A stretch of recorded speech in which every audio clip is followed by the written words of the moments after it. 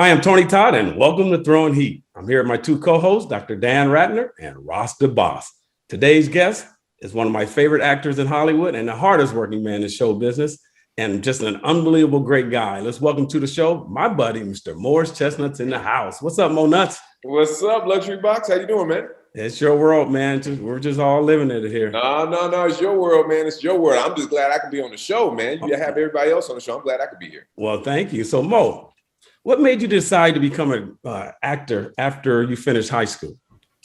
Yeah, that was, it was an interesting thing right there. So I was going to a junior college and I didn't know what I wanted to do. And there was a guy in my English class who was in a play. So at that time I had taken him he said, man, come on, see my play, this. I said, okay, cool. And I still was trying to figure out, I was in the library every day saying, reading up, what does it take to do, what type of degree do I need to be a pharmacist, to be a therapist, to be whatever. And so I had asked this girl out on a date, and I said, yeah, let's go see this play with my boy, he's from my English class.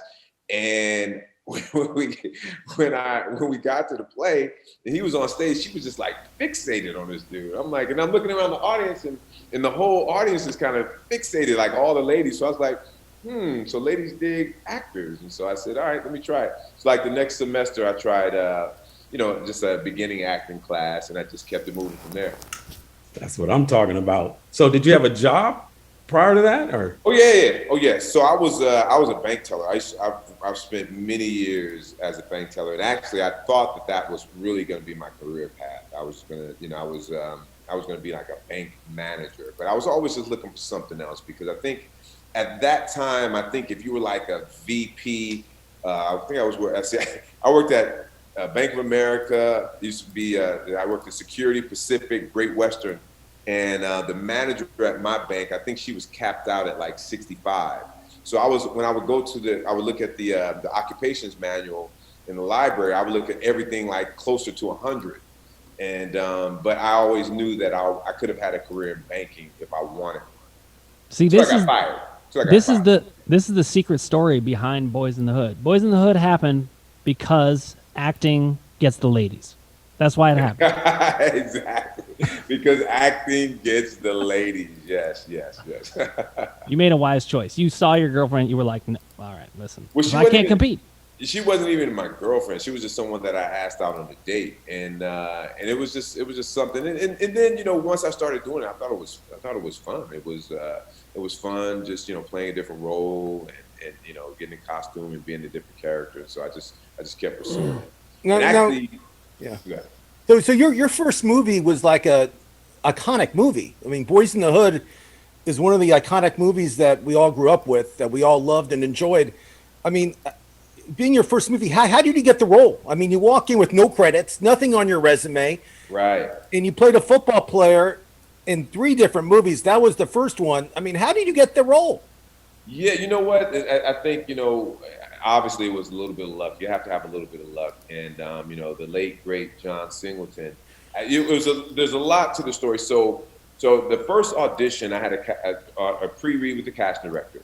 Then she brought me back to meet John, who was the director. And then when I went in there, it was like he was my age and we could relate. So I was like, okay, this kid's my age. He's not it's not like Ridley Scott, an older man. He was just like my age. So we kind of related that way.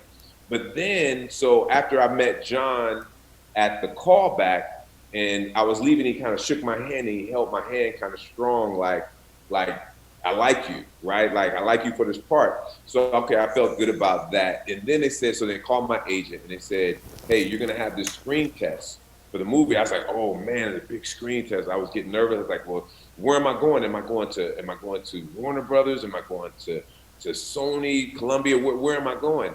And he said, yeah, you're gonna be going to Leimert Park at an acting studio called Crossroads.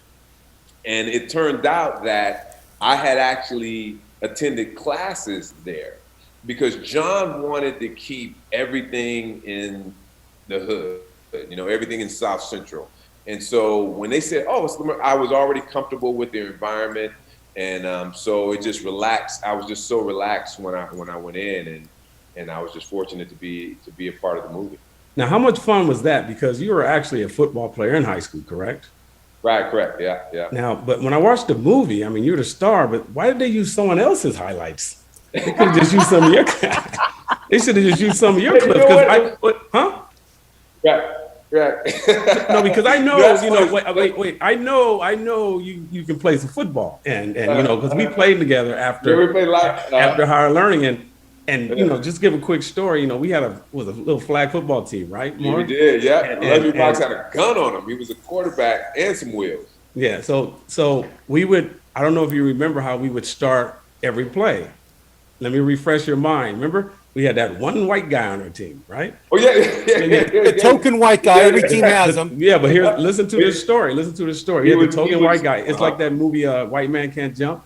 This guy Yep. is. I'm really close with his family. We grew up together. His name is Dr. Glenn Bloor, right? So Bloor, you yeah, look at yeah, Dr. Bloor. Glenn Bloor. There's no way. It's like looking at Dr. Dan right now. It's like, oh, this guy can't run. He cannot. Dr. Yep. Glenn Bloor. So first play, every play, and you always see the Yep. brothers just rush over there to Glenn. Oh, I'm taking him, right, Morris? So I just give Man, and that was a mistake. that was a mistake. That was a mistake when they did that. So I would give Glenn just give him a wink. First play, we just bombed it every play. We're up 7-0 right there because of Dr. Glenn Bloor in the house. So And how did Because he was very unassuming. You know, he wasn't like built, and he wasn't like he just looked like a regular, not like a non-athlete. right. regular orthodontist? And he was faster than most everybody on the field. Except Yeah. I don't think he was faster than you. Him and John were the fastest, but people on the other team, he was very fast. Right. And a great guy, great family. And we're talking about memory lane right now, Morris. I heard a story, and I don't know if it's true. You and Tony and William Fuller were in Scottsdale, Arizona, watching Michael Jordan play rookie ball. Nomar Garciaparra was on the team. It was an unbelievable team. And after the game, you guys went back in the locker room. He gave Tony an autograph bat, and he asked you, "Hey, do you want an autograph bat?" And you said, I don't remember what I said. Tony, what did you say? You were there. I declined it, though. I think I declined it. You know, You did. because You declined a bat from Michael Jordan.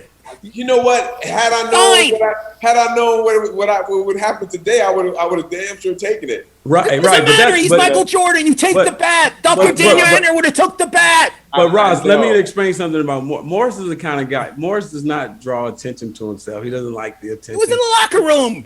I know we're in the locker room. Yeah. But it was awesome the fact that, and then didn't we go out with him after that moment? We went out, yeah. We were, matter of fact, yeah, because we were that night in the club. It was Jordan, it was Barkley, and a couple of other players. Maybe Oakley, but I can't really remember. But I know Jordan and Barkley were there, and we had, look, and Tony T and I, we had great times traveling all over the country to different sporting events, and Arizona was the closest. And at that time, we would go to Arizona a lot because we were both Trojan fans, so we would go when the Trojans played. And at that time, I was an Eagles fan, and the Eagles back then would play the Cardinals. We were in the same division, so we would go out there then too. So we had a lot of fun traveling together.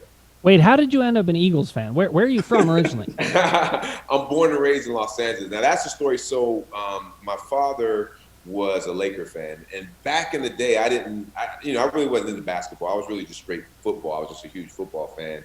But my father was like, listen, the Sixers were playing the Lakers in the finals. And so I was like, well, so if I bet my father like little bet. So I said, if the Sixers win, then I don't have to take out the trash for like a week. And so he's like, okay, you got to bet. And so the Sixers won. I was like, oh, okay, cool. I didn't have to take out the trash. So just as a little kid, I was like, well, all right, well, let me just start watching the football team. Now, at that time, the Eagles were one of the last pro football teams to wear cutoff mesh jerseys. Remember the cutoff mesh jerseys? Yeah, of course, back of in course. the day. The Eagles are one of the last pro football teams to have those kind of like cutoff mesh jerseys. And then Wilbur Montgomery was just looking so sweet, and like, I don't know, maybe he had some Sauconys to wear, the Saucony cleats to where you had the black bottom for the turf and the white. And so I just started watching them, and I just, fell in love with the team and just kept watching it. I remember Carmichael, Cunningham. They had a great team. I remember they had a really good team back then. This was the days. This is the days of Dick Vermeil. Also, I love that guy. Yep, 110%. Yep, the days of Dick Vermeil, without a doubt. Yeah. So are you still an Eagles fan? Oh yes. All right, I'm just making sure. Listen, I'm a Browns fan. Like, if I can stick through the Browns, you should still be an Eagles fan. I'm a Bengals fan, so it's hard enough. So you actually was I was really impressed with. I read this about you playing Madden football and winning the championship. Oh yeah. Way before all the play. This is way before like it got really huge. This is in the '98, I believe, and you were that good, and you like won the Madden championship in football. How did that come in fruition? Well, because I mean that's what the whole crew that I had with. That's what we played. We played Madden. I played. So at first we had Intellivision, which was this other. I had that too. So we played in television, and then we had a television, and then there was ColecoVision, and then there was a store by my house that me and my buddies, we used to walk to the mall. That was our thing as kids. We used to walk to the mall, and we stopped, and they had this new game that was Genesis, and they had Madden football. And my other buddy worked at GameStop, and so we started playing Madden, like the very first version when it came out. And we used to have like knockdown, drag 'em out fights with Madden. So much so we were so competitive. Like my buddy Ray Jackson, Tony Todd knows Ray Jackson. When I would go to his house, he would not. In the summer, he would not turn on the air conditioning because he know I hated to be hot and I hated to be sweating.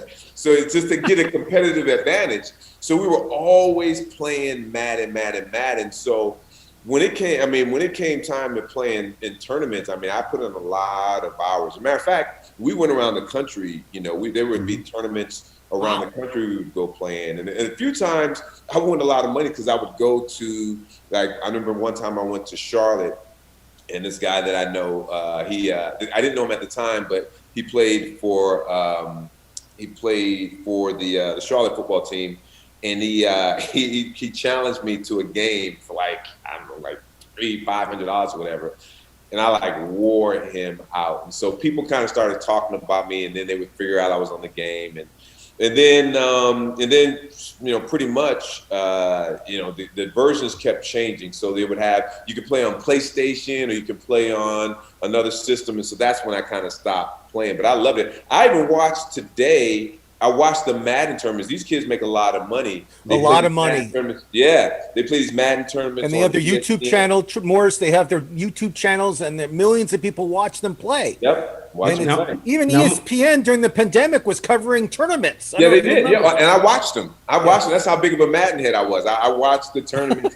The game has changed now. I mean, just in terms of, you have these players, they create their players like they were playing. They create their own teams, like, Deion Sanders was on a team, and they have all these different players on teams. But I still enjoy watching Madden, and if it wasn't so time consuming, I would pick it up and play. Now, Mo, your team was called the Federation, correct? Yeah, that was our group. That was your group, right? Now, if you guys were playing today, and they're making money from these games now, do you think you guys were that? I know you guys were that good enough to make money at it. We were good. I think we would definitely be competitive. I'm looking at the stuff that the guys are doing to win, and it's interesting how they do it. I don't know, because they're creating these teams, and I don't know how they're creating the teams. I don't know exactly what they're doing, but we were definitely competitive. Whenever we went to like a national Madden tournament, we were always at least in, like, I've been to Madden tournaments with 200 people. And, we were in the top, Sweet 16, probably almost every single time. So but now, did this affect your acting at all? Were you offered parts and I can't do that, I got a tournament I got to go to? It was, it was just in terms of it was time consuming, but it was really what I did in my spare time. I mean, Tony T knows, I don't really do much, I'm not hanging out, I don't go to the beach. I mean, so Madden was just like my thing that I like to do in my spare time. Now, Mo, did you guys win that tournament in Arizona? Because I recall us going to Arizona for a tournament. What was that? We did go to Arizona. We didn't win it. I think I got Elite 8 that year. As a matter of fact, I can say I don't think we didn't win. We never won. The only national one we won was the one that I did at the Super Bowl. But I don't even really count that one because that one had athletes in it, and most I don't know if I should say this, but most athletes they really weren't good at the game. You know, it were the people who were just locked in their rooms, figuring out all these different strategies. Those were the cats that every time we went to a tournament and it was like $10,000 to win, getting up to that point, you have to put in like insane hours at the game, particularly when they came up with different playbooks, because you can use a different offensive playbook and a different defensive playbook. But when you very first started out, everyone had the same playbook. So I would become pretty familiar with all the plays. But once they switched up the playbooks, that it really became, you really had to spend a lot of time getting to know each playbook, defense and offense. And then, so if someone used, like if I would use the Eagles playbook, someone would already know, okay, well, he's doing this, he's doing that. So let me go ahead and pick, I don't know, Cincinnati's defense or vice versa. That's how intricate the game got. And people would just think that it was a video game. I'll never forget, I was playing in a tournament in Miami. Mm-hmm. And we were playing, I think it was maybe it was at American Airlines Arena, I can't even remember. And a couple of athletes were there, and then Tyrese came to the tournament. He's like, yo, what's up? He said, what you doing here? I said, man, I came to play the tournament. He said, you came all the way out to play a video game? I was like, yeah, but Madden, it was so much more than a video game because it was psychological. It was like electronic chess. And I really took it that way because you have to figure out your strategies. It's not just like playing Pac-Man. I wasn't at a Pac-Man tournament. I was at a Madden tournament, and it goes deeper than just being a video game. No, or it did for us at the time. That's the thing. There's a culture to all of this, and people don't understand, Without especially your mom when they're calling you to dinner, and you're like, I'm in the middle of this. What are you doing? But I want to talk some real sports with you, Mo. Sure. You're a big Dodgers fan. I assume Yes. you're more of a Dodgers fan than like Phillies. You didn't like go over to Philadelphia entirely. I've been a Dodger fan for a long time, and I met him one time, a distant, like I know how it feels when people say if I'm their cousin, because we had a distant cousin. His name was Reggie Smith, and he used to play for the Dodgers like back in the day. So I've been I was a Dodger fan way back in the day, yes. So what do you think about the Dodgers today? I'm going to ask a question that might seem a little controversial, and I'm not saying that I think this, but some people are talking about like, oh, are they going to repeat? And then some people call into question last year and whether it was like a legitimate championship. I am not one of those people. I think it was harder last year in a lot of ways. They had to beat 4 teams. It was during a pandemic. They didn't have the time to get – I mean, I thought it was really impressive. But what do you think about their achievement last year and what they're going to do this year? This is what I always say to people because, you know, I have haters friends of mine who are haters. They try to hate on our championship. You can name them. No problem. yeah, like Ray Jackson, Dan Foster. These guys are haters of our championship. But, you know, actually we've been to we've been to 3 out of the last 5 World Series. One was legit. So people say we got cheated. We legitimately got cheated out of a World Series by Houston. So, and everyone else had the same type of experience that we had last year. Anybody could have made it. They had a chance to do the same thing. They just couldn't do it. And we have a good team. There's no denying. It's not like we've been placing at the bottom of the barrel the last 10 years and all of a sudden the pandemic happens and we're champions. I mean, we've been there like almost every year. You have. Yeah, and this agree.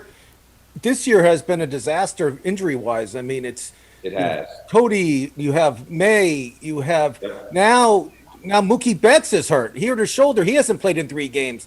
And you got Dustin. I mean, even AJ Pollock's hurt. I mean, injuries a big part of the game, especially this year for the Dodgers. And they just got to get healthy. But again, they won 7 in a row. We're filming today, 7 in a row. The Padres won 9 in a row.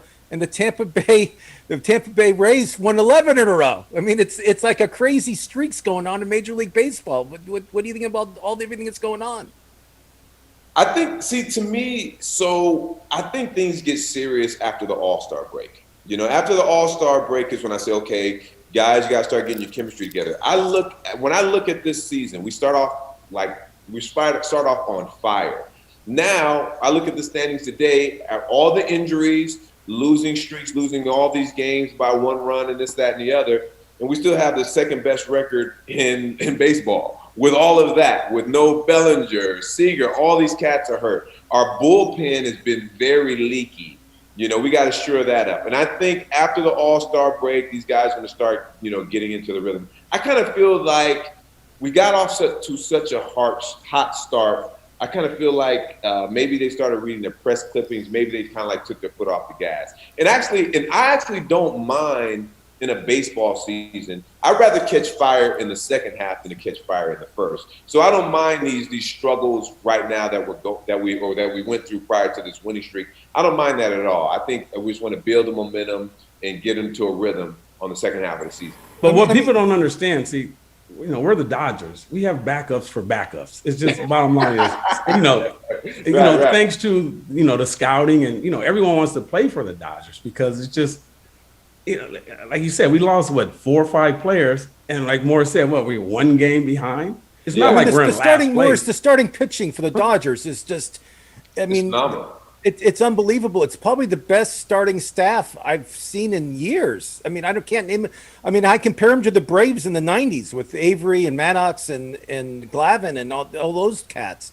I mean, yeah. Oh no, it's definitely comparable to that. It's definitely comparable to that. But see, the thing I think that's different now is these guys aren't going deep into the games like they did back then. Like Avery and Maddox and Glavine, those guys will go pretty deep.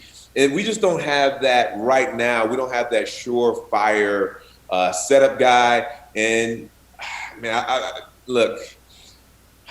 mean, Kenley Jansen. I mean, I don't know. I'm losing a little bit of confidence in him, but hopefully he'll get together. I mean, I do feel the pitchers are babied more. Tony and I were talking about Bob Gibson. Oh, yeah, right. I mean, Bob Gibson would pitch 9 innings. 150 pitches, and if a pitching coach came up to the mound, he would just say, "Hey, what do you want?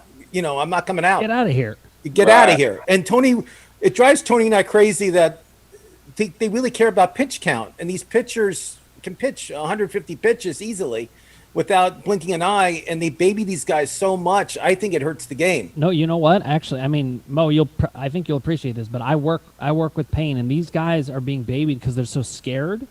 And because they're scared of these injuries, they actually get hurt more often. They get all tensed up and stuff.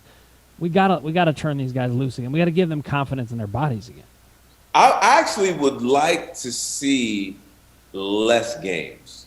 I would like to see less baseball game for a season because honestly, our buddy Ray Jackson I was talking about. Ray Jackson. What's that? Ray Jackson. He's a big topic today.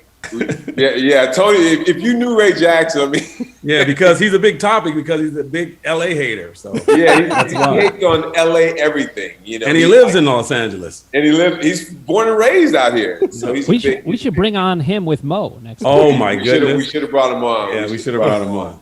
But he, so you know, the Yankees will win like the first 4 games. And say, hey, we're hot with this, dude. We got like a million games to go. I just wish the games towards the end of the season, they of course they mean a lot more. But you know, going from football and basketball, like football, every single game means something. And basketball, even though we play 84, 72, whatever it is, each game towards the end of the season, it really means a lot. And so I wish there were less games, but you know. It sounds good, but because of money, because the players make so much money now, Mo, as you know, their salaries, they're getting paid a lot more money they did 10 years ago. Right. I mean, they can't cut games, and the NFL actually add an extra game next season. They're playing 17 games next year, which I think is crazy because these players get beaten up. I mean, football's a whole different game. And now you can't go 500. It's a complete mess. Well, see, the thing about football, too, is their contracts are non-guaranteed, you know? And they should be guaranteed. They should be guaranteed. Yeah. They're the one sport to where the contract should definitely be guaranteed because of the risk involved with the collision. You're in a car accident practically every single play. You know? I agree. It's the number one sport where it should be guaranteed. And I don't understand why they say these contracts are like, oh, this big contract happened. And you're like, well, how much of it is really guaranteed? It's like a $65 million contract with $17 million guaranteed. It's ridiculous. Exactly. Those owners, I don't know what the Players Association for the NFL, but I think they should renegotiate something. So Mo, everyone's going to, just watching our 15 million viewers, they probably want to know, is like, why do you call this guy Luxury Box? Luxury Box, my man. Oh, that's right. We Box. gotta I was going to ask you that too. Why do you call Tony Luxury Box? Because if it ain't the front row, he don't go. I've been to more luxury boxes in the Dodger games, in the Clippers games, right on the court, everywhere I go with Tony. I don't care if we go to a game in Minnesota or Arizona, we're in either a luxury box or the front row. So that's why I call them luxury box. But the only reason why that happens is because my friends Joe and Sharon at Melissa's Produce, they hook a brother up. So I just like sharing it with my friends who enjoy sports like yourself and Ross and, some of my other friends. We enjoy watching sports up close. So, thank you, Joe and Sharon at Melissa's Produce. So, being on we're pretty much on the bench when we go to Clippers games, right? Yeah. You're on the bench. You're on the bench. You're next to the 12th man on the team. 1,000,000%. That's where the seats are. If you watch the games, you will see Tony right there. I've been there with Tony. I've been there exactly. I know what's going on.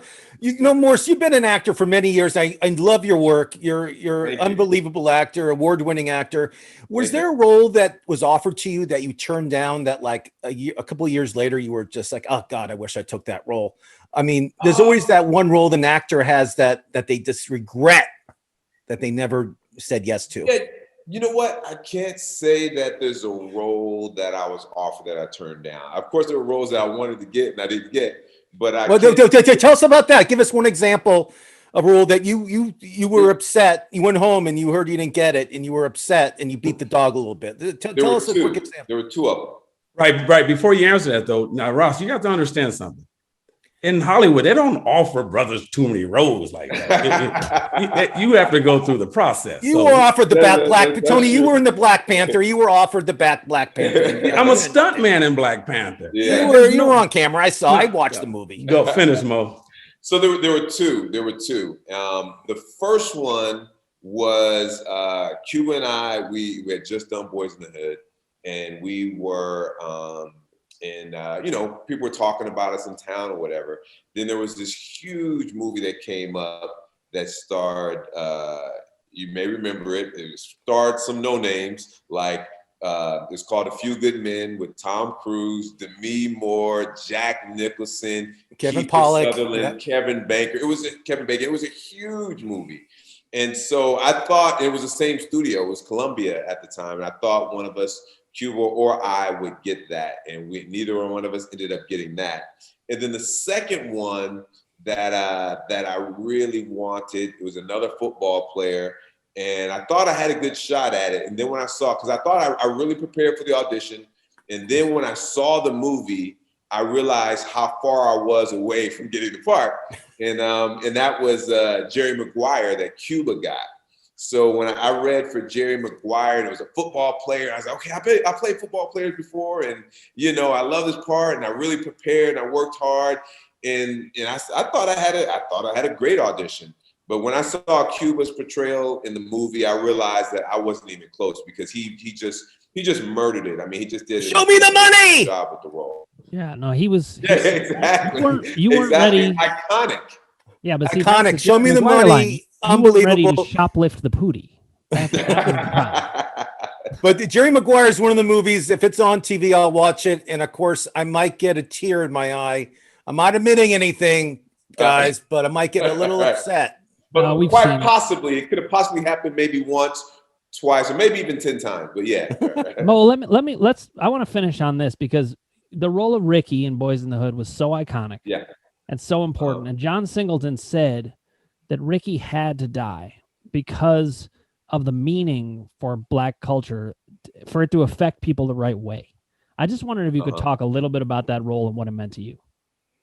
Because that was it was a huge role, but it just represented even the theory today is that through sports we kind of hoping it's our hope of getting out of the quote unquote hood or whatever it is. And that's what Ricky represented. He was the hope. And once he died, it was the hope that was killed. I think it was the center of the movie. I mean, like that captured the point, but you were great in that. So thank you. Thank you for sharing. Yeah, it was something that, God rest his soul, rest in peace, John Singleton. He just did a great job. When you look at the cast, I mean, it's just crazy. Most of the cast is still working.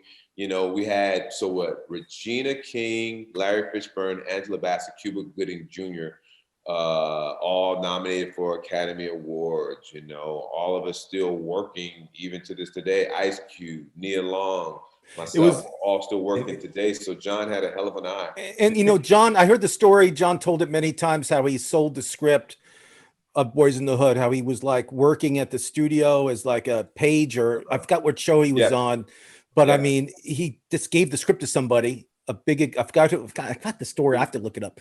But it was just like it was Arsenio Hall. I think he was.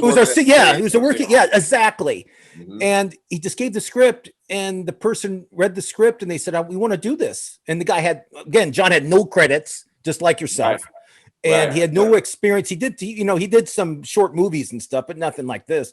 Right. But I mean, just the story alone, and just the way the movie became a huge hit, and it was an iconic cultural movie. I mean, you can still watch it today. It holds up. It does. It's crazy. I think it holds up because, look at the cast that we had, but also some of the themes are like still very relevant today.